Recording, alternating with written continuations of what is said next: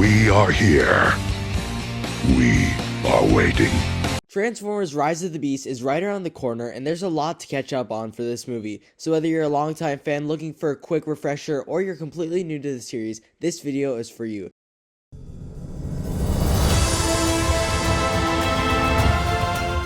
Before the universe was created, there was the Cube, which holds the power to create life and worlds. The Cube created Cybertron, the planet of the Transformers. War broke out on Cybertron over the Cube, and it was lost forever. Or so we thought. We'll come back to that later. In the beginning, there were 7 primes who sought out to find suns to harvest to create Energon, energy of the Transformers. The primes had one rule, which was to never destroy a planet with life. Except one prime disobeyed this rule, the Fallen. The Fallen despised Earth and wanted to use a machine on Earth to harvest the sun for Energon. In order to activate the machine, the Fallen needed a key called the Matrix of Leadership. The Fallen fought the other primes for it, but the primes won and sealed the Matrix with themselves as the tomb.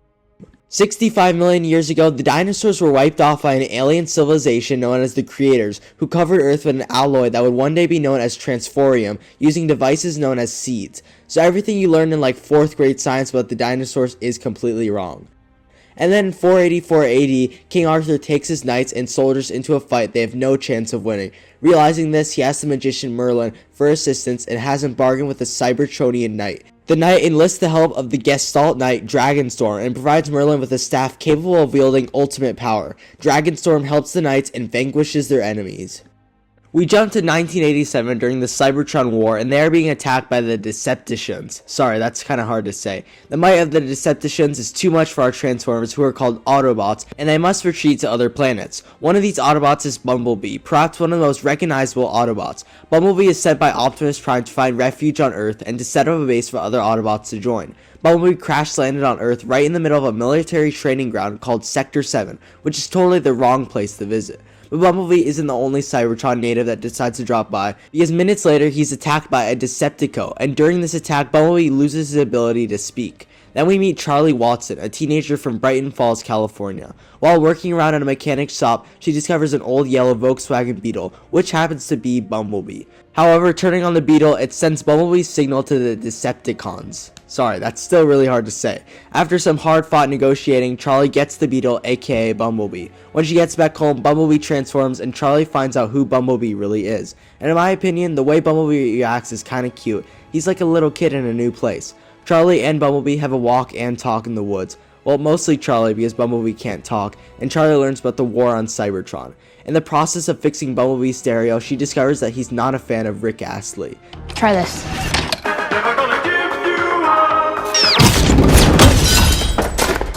In Texas, 2 Decepticons land on Earth in an attempt to locate Bumblebee.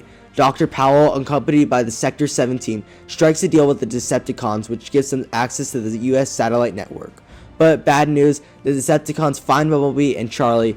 Everything goes wrong and Bumblebee is captured. The Decepticons find out where the other Autobots are through a message that was left for Bumblebee, and they leave him for dead. When all hope seems lost, Bumblebee wakes up and he remembers everything. Those Sector 7 guys are back though, and Bumblebee lets it all out on them. After a heartfelt moment with him, Charlie decides to join Bumblebee in finishing the Decepticons and stopping them from alerting the others. The Decepticons plan to connect their systems to the US government's satellite system to get the Decepticons to Earth. But just as the Decepticons are transmitting their message, Charlie and Bumblebee, along with Sector 7, stop them. Bumblebee and Charlie share a heart-to-heart, and Bumblebee takes the form of the Chevrolet Camaro we know and love. And then Optimus Prime, along with the other Autobots, show up on Earth. Classic. Fast forward a few decades and we meet Sam Witwicky. His great-great-grandfather was the first to discover the Arctic Circle in 1857, and Sam has some artifacts which we'll talk about later. Captain Witwick, the Arctic dude, saw a giant Arctic beast when he was there. Back to Sam, he buys a car and it just so happens to be Bumblebee. At the Pentagon is another Transformer who is stealing government data. Basically, the US government might have information on the Cube, which is what the Transformers are looking for, which is why they want that data. The government also hired a bunch of teenagers to track signals, and they figure out what's going on. The Decepticons get the data they want and figure out that Sam's great-great-grandfather, the one who traveled to the Arctic, has seen information about the Transformers. The Decepticon figures out about his connection to Sam, and they make a push to find Sam. One of the analysts who track the signals, Maggie, makes a copy of it to find out more. She discovers that the Transformers are after Project Iceman, which links back to Captain Witwicky's adventures in the Arctic. Back in Southgate, California, Sam's hometown, Sam follows Bumblebee to a junkyard where he transforms and Sam catches him. The next day, Bumblebee finds his way back to Sam's house, and Sam totally freaks out and tries to run away from it. However, another Transformer, Barricade the cop car, shows up and demands Captain Witwicky's glasses. After a brief stint where Sam gets chased by Barricade, Bumblebee shows up and saves him. Sam assumes Bumblebee is Japanese. Michaela, played by Megan Fox, makes Bumblebee mad, so he turns into a newer Camaro. Also a sick car. More Transformers land on Earth, which creates a pretty cool montage scene. All of the Transformers gather together, and Sam and Michaela are right in the middle of it. One of these Transformers happens to be Optimus Prime, and he introduces the other Autobots. In short, there's Jazz, Ironhide, Ratchet, and of course, Bumblebee. Optimus Prime explains that they have to find the cube before Megatron does, leader of the Decepticons. Megatron tracked the cube on Earth in the Arctic, and Captain Witwicky discovered him frozen in the ice. Well, remember Sector 7? Yeah, they're back, and they're going full maniac mode trying to hunt down Sam, Michaela, and the Autobots. In the process, though, Sector 7 captures Bumblebee, Sam, and Michaela. Back in Washington, the Pentagon learns more about the Transformers, and Defense Secretary John Keller enlists Maggie as his advisor. Also, Sam's there too. Sam explains to Sector 7 and the government basically everything that Optimus told him, and Sector 7 reveals that they've had the cube the entire time. With the help of Bumblebee and the army, they get the cube. But bad news, the Decepticons find out and they're coming in full force. They also wake up Megatron from his Cyro and he isn't happy. There's a cool fight scene on the highway, and at the same time, Keller and Maggie are able to get in contact with the Air Force. But then Megatron shows up after the Autobots and he just totally destroys everyone. Well, not literally, but the Autobots create just enough cover for Sam to escape with the cube. In an epic final fight between the Autobots, the military, and Sam against the Decepticons, Sam defeats Megatron by inserting the cube into his chest, destroying the cube in the process. And this leads us to Revenge of the Fallen, which takes place 2 years later. We learn from Optimus Prime that new Autobots have come to Earth and have formed an alliance with the military called Nest to hunt down any remaining Decepticons. In Shanghai, a toxic spill occurred and Nest is on it. Surprise, surprise, it's a Decepticon. Well, actually, there's two. Upon defeating the second Decepticon, he drops a startling message. The fallen shall rise again. Back to Sam, and he's going to college. Except Sam discovers that he has a piece of the cube on his shirt, and he gives it to Michaela for safekeeping before he leaves. Bad news though, the Decepticons discover she has it, and this Decepticon Wheelie comes for it, but Michaela handles him. But it turns out that the US military also has a piece of the cube, and the Decepticons send a patrol there to get the cube and they steal it. Meanwhile, back to Sam, and he meets his college roommate Leo, who takes Sam to a frat party where Sam picks up a girl named Alice, who, spoiler alert, is a Decepticon. Bumblebee shows up and gets him out. Sam should honestly be thankful to Bumblebee for helping him stay faithful to Michaela. Cause I mean, come on, who would actually cheat on her? Also, Sam's seeing Transformer symbols everywhere. Meanwhile, in the Atlantic Ocean, more Decepticons dive down to the bottom of the ocean in order to release Megatron, and he literally flies all the way back to Cybertron. Back on Cybertron, it's revealed to us that the being that Megatron answers to is the Fallen, and he can only be destroyed by a Prime. Alice reveals to Sam that she's a Decepticon in a pretty unconventional method. Megatron gets to them though, and he discovers that the symbol that Sam's been seeing lead him directly to an Energon source. Just then the Autobots show up and they all escape. In the process, Optimus is killed.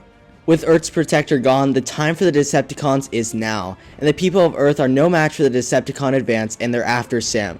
Oh yeah, and the president shut down Nest. Except it'll be back, but later. Sam meets with Simmons, one of those old Sector 7 guys, and he learns a startling truth. The Transformers have been on Earth for a very long time.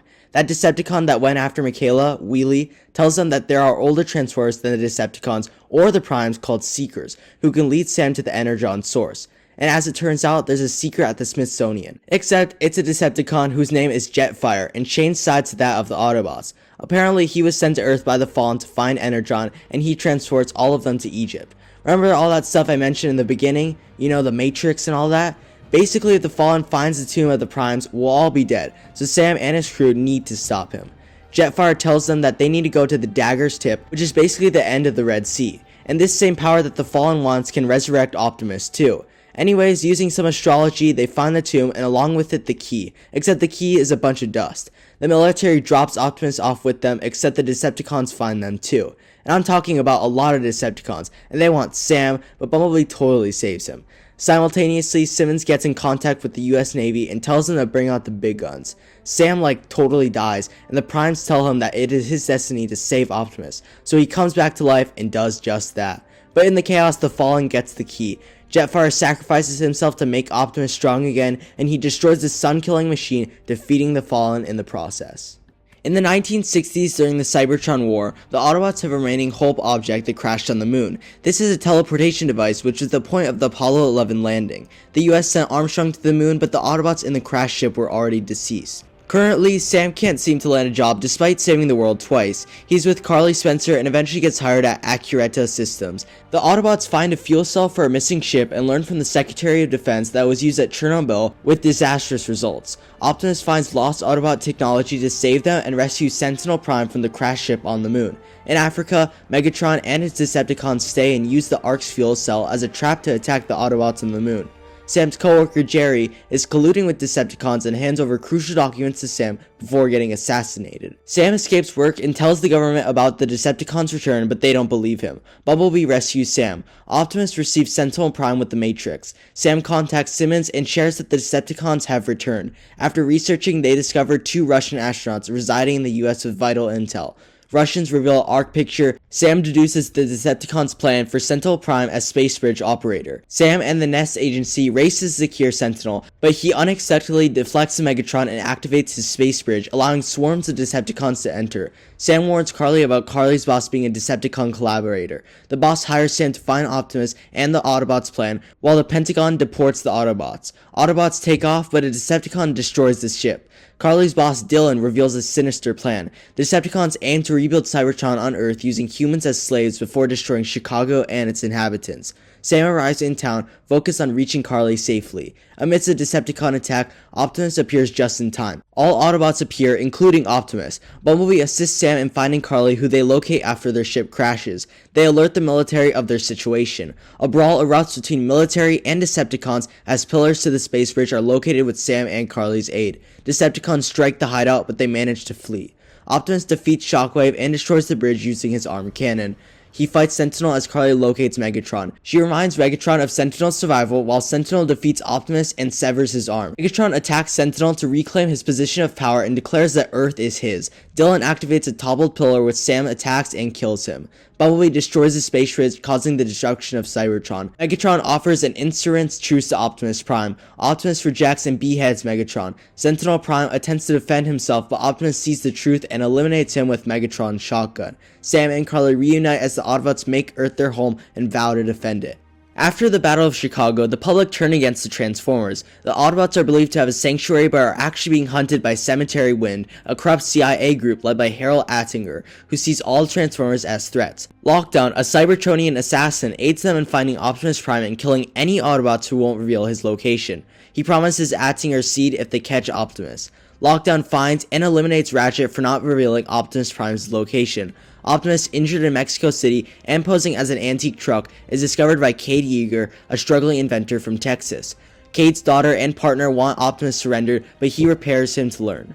Cemetery Wind attacks, but Optimus, Tessa's boyfriend Shane, save them. Lucas dies from a grenade thrown by Lockdown during the chase. Optimus calls on the remaining Autobots, Bumblebee, Hound, Drift, and Crosshairs, who no longer trust humans. Cade finds KS with the CIA drone he stole. Its role is attacking Autobots infiltrating KS. At HQ in Chicago, Cade finds dead Autobots and Decepticons being melted for drone production. CEO Joshua Joyce teams up with Attinger to enhance global defenses and advance humanity with the Seed. He develops Galvatron and Stinger, prototype Transformers soldiers, using captured brains and Megatron's head. Joshua wanted Galvatron to look like Optimus Prime, but it ended up resembling Megatron. Autobots destroy the lab and leave when Joshua says they're no longer needed. Attinger insists Joshua use Galvatron to catch Autobots, but Galvatron malfunctions and attacks other vehicles before finally targeting the Autobots.